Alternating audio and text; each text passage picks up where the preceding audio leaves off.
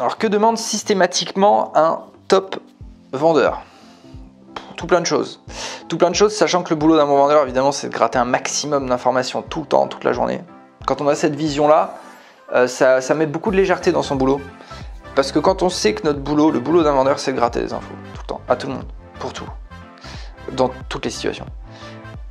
Après, parfois, certaines situations demandent des compétences particulières en fonction de qui on a ou qui on n'a pas en face de soi, ou comment on doit les gratter, voilà, ou les personnalités et autres. Mais un vendeur, c'est un gratteur d'informations professionnel, c'est rien d'autre que ça. On cherche des infos. On cherche des infos qui nous amènent vers une question qui est, ok, qui, est-ce que c'est toi, est-ce que c'est quelqu'un d'autre, est capable de payer aujourd'hui chez moi, d'acheter chez moi là maintenant tout de suite. Si c'est pas maintenant, ok, plus tard. Mais déjà, on commence par maintenant. Et en fait, c'est ça. Peut-être que la première question qui me vient à l'esprit, c'est quand. Moi, ce serait une fois que tu as validé.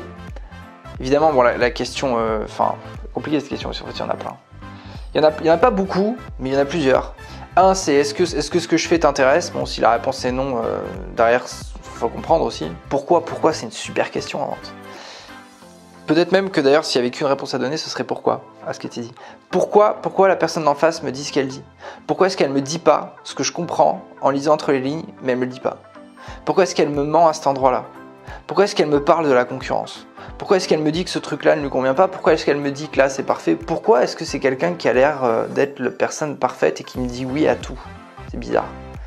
Et en fait, ouais, c'est pourquoi, ouais. C'est peut-être, s'il y avait qu'un mot à donner pour répondre à cette question, ce serait probablement pourquoi, parce que ça permet de récupérer un paquet d'informations. En fait, l'intérêt du pourquoi, c'est que ça file des infos sur les raisons de quelque chose. Les raisons de pourquoi j'ai fait ça, pourquoi j'ai pas fait ça, pourquoi je l'ai pas fait avant, pourquoi je vais le faire plus tard, pourquoi je suis là dans ton magasin là tout de suite maintenant, pourquoi je suis en difficulté, pourquoi je suis pas si pressé que ça. Et quand tu as les raisons, vendre sur des raisons, c'est super intéressant.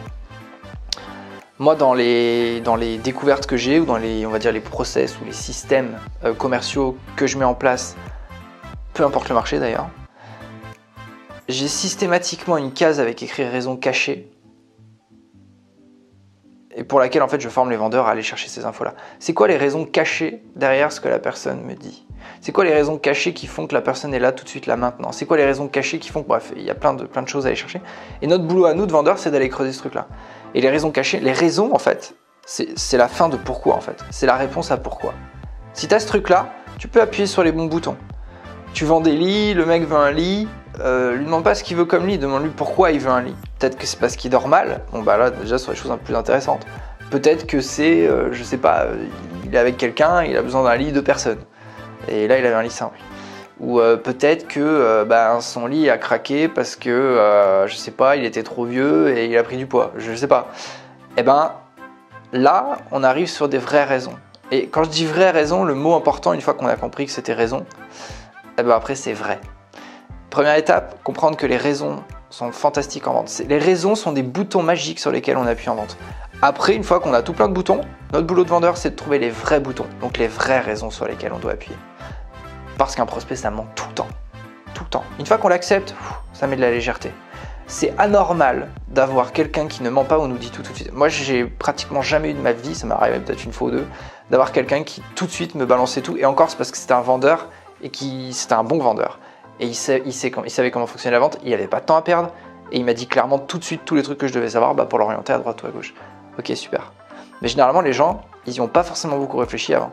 Ils ont pensé au premier truc qui leur venait, il me faut un appareil photo. Ok, mais il n'a pas pensé à toutes les autres questions. Et c'est notre boulot c'est pour ça qu'on parle parfois de conseiller de vente. Parce qu'on conseille à ce niveau-là. C'est ça aussi conseiller, c'est faire rendre compte aux gens des choses auxquelles ils n'avaient pas pensé. Je pense que donc, si je devais répondre à ta question, alors il y en a plein de réponses possibles, mais pourquoi est probablement systématiquement une super question et surtout facile à se rappeler. Pourquoi? Demander pourquoi. Comprendre pourquoi les choses sont comme elles sont quand on a quelqu'un qui vient en face. Pourquoi il pense ça? Pourquoi il a cette attitude? Pourquoi il me dit pas ça? Pourquoi il ment à cet endroit-là? Pourquoi il ment pas à cet endroit-là? Pourquoi il me dit tout comme ça? Ça, c'est des super questions. Je m'arrête là-dessus. Pourquoi?